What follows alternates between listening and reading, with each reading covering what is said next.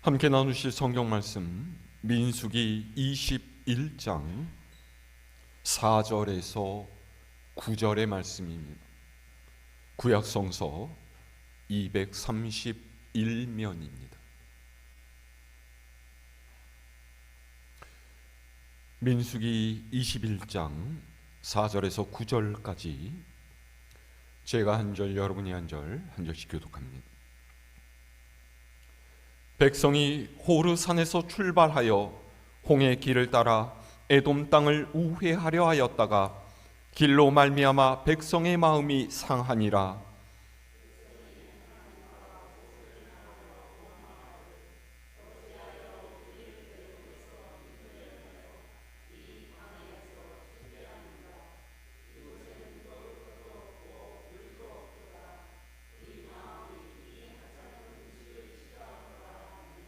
여호와께서 불뱀들을 백성 중에 보내어 백성을 물게 하심으로 이스라엘 백성 중에 죽은 자가 많은지라.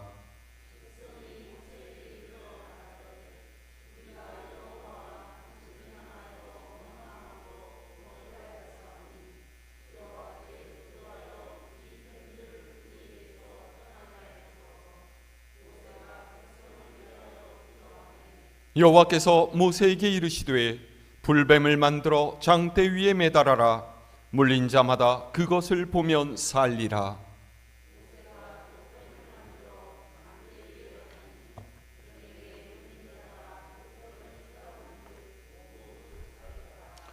아멘. 할렐루야.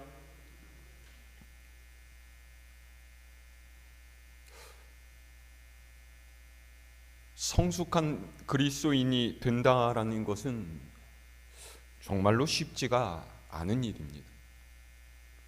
저도 모태신앙으로 지금까지 50년이 넘게 신앙생활을 했지만요, 아직도 목회자로서 뿐만이 아니라 한 사람의 그리스도인으로서 여러 가지 부족한 점이 있다라는 것을 날마다 느낍니다.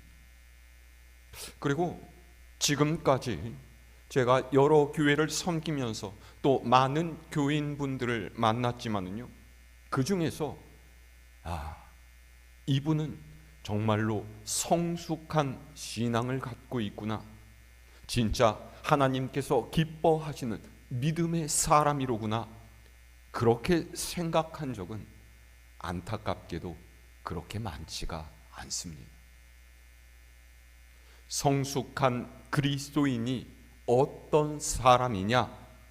한마디로 정리하자면요, 모든 삶의 상황 가운데서 만족할 줄 알고 하나님께 감사할 수 있는 사람입니다.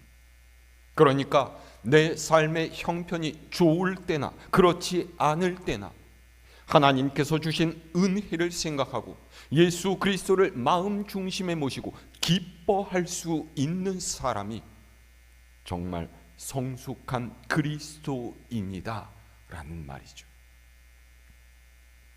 사도 바울이 빌립보 교회 교인들에게 보낸 편지인 빌립보서 4장 11절에서 12절 말씀이 이렇게 기록이 되어 있어요.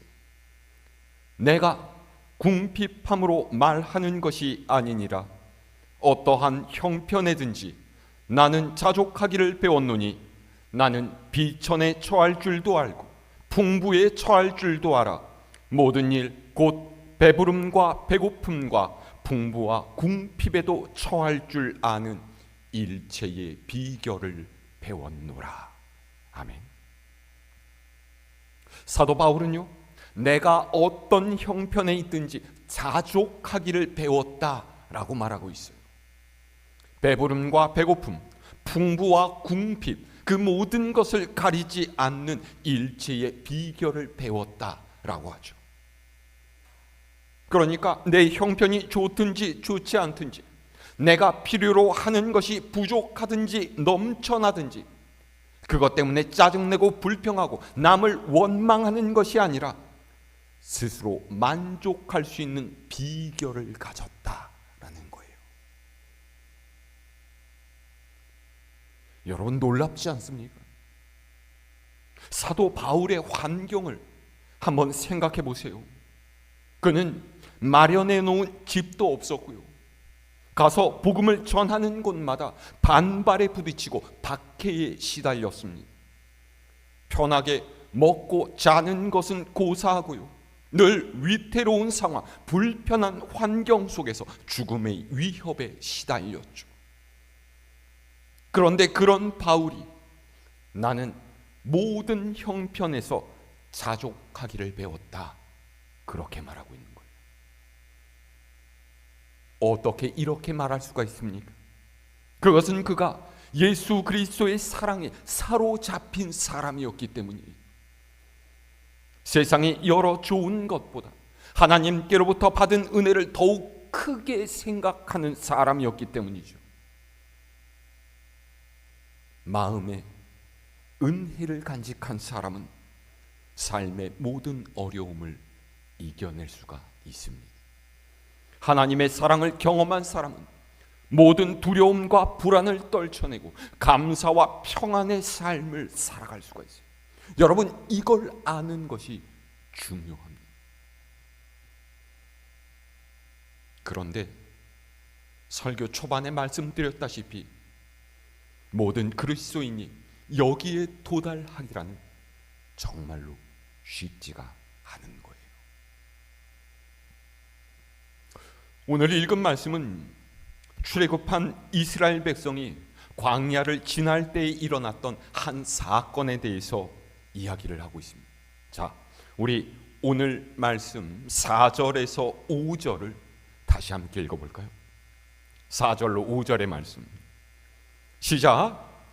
백성이 호르산에서 출발하여 홍해 길을 따라 에돔 땅을 우회하려 하였다가 길로 말미암아 백성의 마음이 상하니라.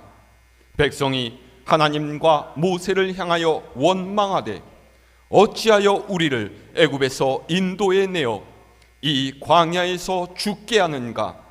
이곳에는 먹을 것도 없고 물도 없도다. 우리 마음이 이 하찮은 음식을 싫어하노라 하네. 아멘. 오늘 말씀 앞인 민수기 20장을 보면요, 모세와 이스라엘 백성이 에돔 땅을 가로질러서 가나안으로 가기를 에돔 왕에게 요청했는데요, 허락을 받지를 못했어요. 우리가 에돔 땅에 먹을 것이나 물도 마시지 않고 그저 조용히 지나가기만 하겠습니다, 그렇게 부탁을 했는데도 에돔 왕은 완강하게 거절했죠. 게다가 많은 군사와 백성들을 거느리고 나와서 이스라엘 백성 앞에 진을 치고서 그들을 막아섰던 거예요. 그래서 이스라엘 백성은 호르산까지 가서 에돔 땅을 빙 둘러가는 길을 택해야만 했던 거죠. 자, 근데 오늘 4절의 말씀은요, 이스라엘 백성이 호르산에서 출발해서 홍해길을 따라 에돔 땅을 돌아가려다가 길 때문에 마음이 상했다, 이렇게 이야기하고 있어요. 길로 말미암아 백성의 마음이 상했다. 무슨 뜻이겠어요? 홍해길을 따라서 에돔 땅을 돌아가려니까 불편하기가 이를 데가 없는 거예요.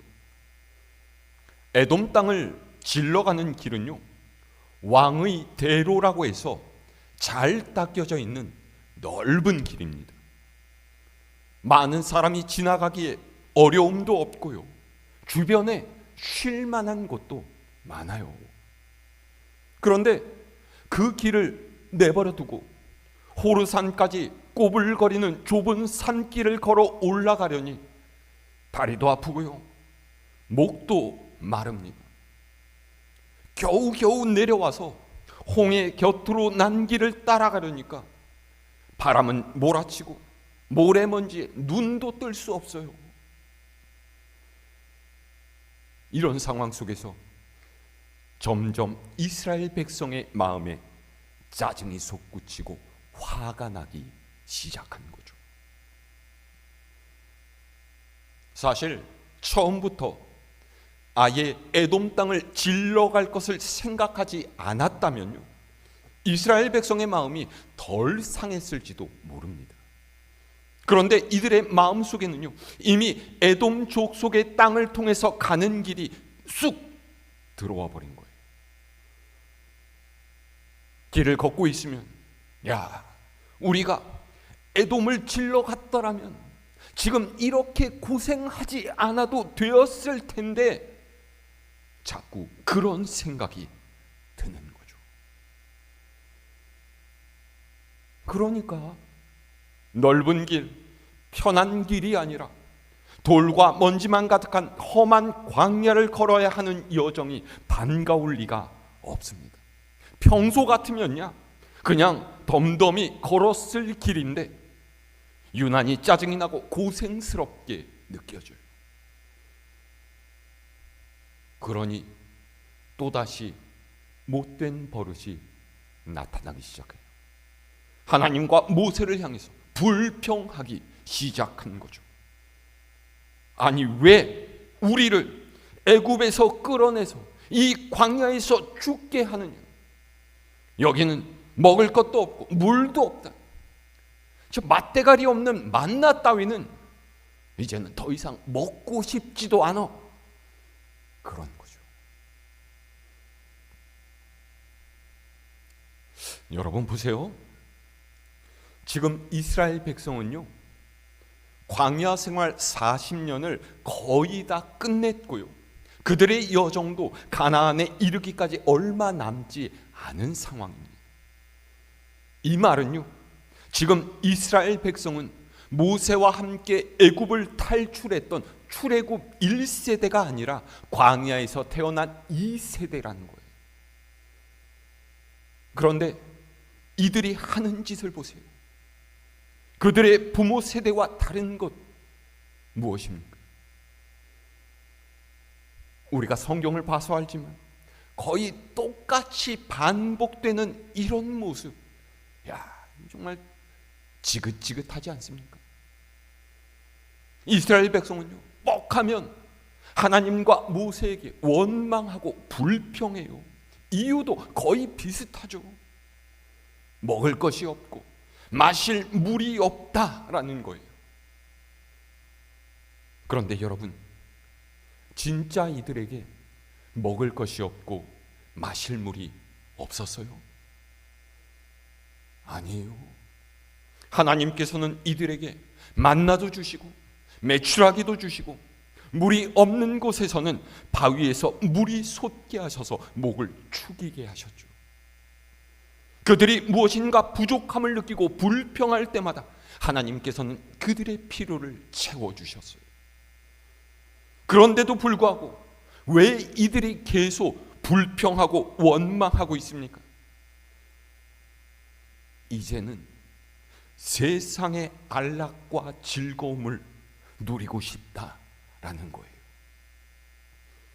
하나님의 말씀을, 하나님을 모시고 불편스럽게 사는 것보다 하나님 없이 세상에서 육신의 욕망을 채우며 살기를 원한다, 이런 말이죠.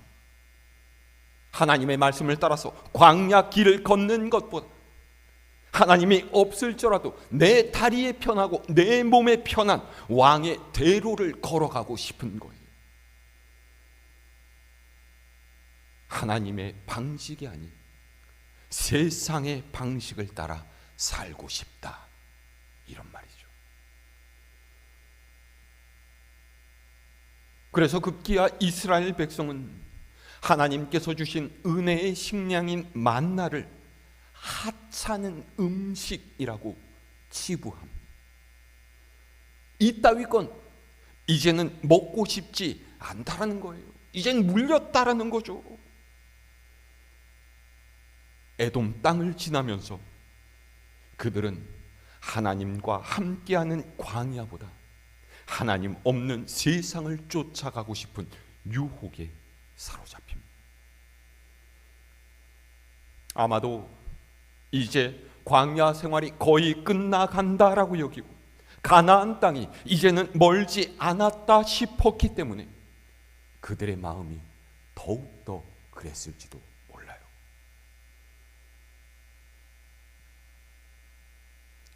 보세요. 오늘을 사는 우리도 이렇지 않습니까? 입술로는 하나님께서 나와 함께 계시니 더 바랄 것이 없다고, 주님만으로 나는 행복하다라고 이야기하다가도 어렵고 힘든 일이 생기고 삶의 곤고함과 궁핍함이 찾아오면 하나님 대신에 세상의 것을 바라보고 부러워하면서 그것을 얻기 위해서 하나님께로부터 벗어나는 일 없습니까? 그렇게 흔들리는 믿음이 절대로 성장하지 못하고 성숙해질 수가 없어요. 고난과 어려움이 있어도 하나님을 끝까지 의지하고 그 어려움을 인내하면서 견뎌낼 때 우리는 우리 삶에 역사하시는 하나님의 놀라운 능력을 경험할 수 있는 거예요. 그래서요, 믿음에는 내공이라는 게 필요합니다. 다시 말해서 한번 확 타올랐다가 훅 하면 꺼져버리는 그런 믿음이 아니라 은근하게 지속되고 어떤 경우에도 흔들리지 않는 견고한 믿음을 가져야 된다, 이런 말이에요. 그런데 여러분, 이런 믿음이 어떻게 만들어지겠어요? 한번 부흥회 같은 데 가서 성령에 빡 받아갖고서 막 방언 터지고 이러면 그 다음부터는 이런 믿음으로 살 수 있겠어요? 아니에요. 한번 은혜 받고 감격한다고 해서 짠 하고 생겨나는 게 아닙니다.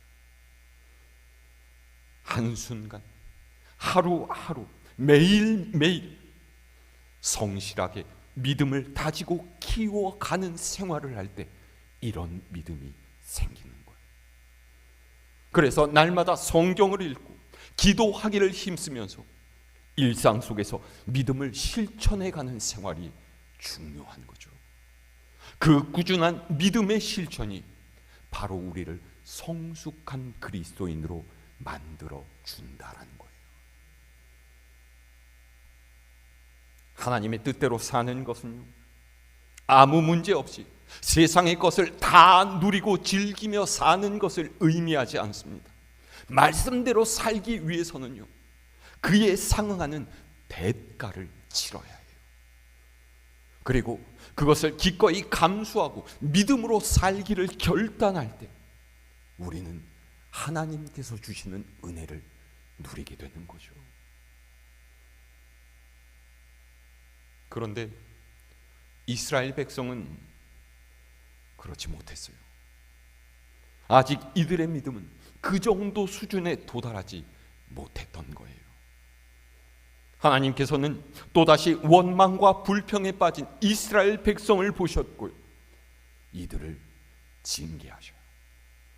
자, 6절 말씀 함께 있습니다. 시작. 여호와께서 불뱀들을 백성 중에 보내어 백성을 물게 하심으로 이스라엘 백성 중에 죽은 자가 많은지라. 아멘.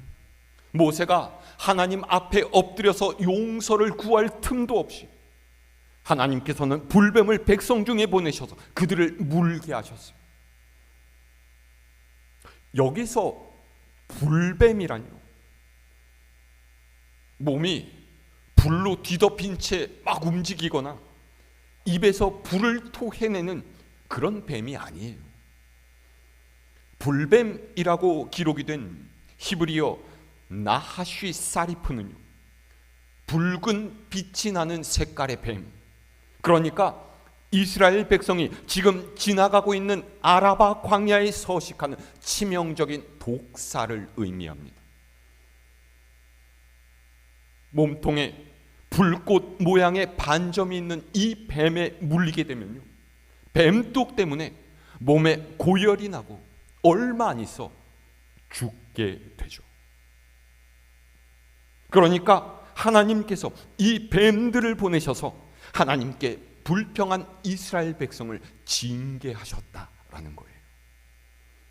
순식간에 수많은 백성이 죽어가고 신음소리가 이스라엘 진영을 가득 채웠어요. 그러자 다급해진 백성들이 모세를 찾아왔어요. 자, 7절의 말씀 함께 읽습니다. 시작. 백성이 모세에게 이르러 말하되 우리가 여호와와 당신을 향하여 원망함으로 범죄하였사오니 여호와께 기도하여 이 뱀들을 우리에게서 떠나게 하소서. 모세가 백성을 위하여 기도하매. 아멘. 놀랍게도요, 이스라엘 백성이 모세에게 용서를 구하면서 회개합니다. 우리가 하나님과 당신을 원망함으로써 범죄했으니 우리를 위해 기도해 주셔서 이 뱀들이 떠나가게 해달라, 그런 거예요. 보세요, 이스라엘 백성이 스스로 원망을 그치고 회개하는 것은요, 광야 생활 중에 처음 있는 일입니다. 그러니까 하나님의 징계 속에서 잘못을 깨닫고 회개하는 점은 이전의 출애굽 1세대와는 분명히 구별되는 점이라고 할 수가 있습니다. 이것이 그래도 오늘 말씀 가운데 가장 소망스러운 일이고 감사할 만한 일이죠. 비록 때늦은 돌이킴이지만 이들이 신앙적으로 조금이라도 성숙해져 가고 있다라는 것을 볼 수 있다라는 거예요. 자, 그 다음 8절에서 9절 말씀 읽을까요? 시작. 여호와께서 모세에게 이르시되 불뱀을 만들어 장대 위에 매달아라. 물린 자마다 그것을 보면 살리라. 모세가 놋뱀을 만들어 장대 위에 다니 뱀에게 물린 자가 놋뱀을 쳐다본 즉 모두 살더라. 아멘. 하나님께서는 모세의 기도를 들으시고 놋으로 이 불뱀의 모양을 만들어서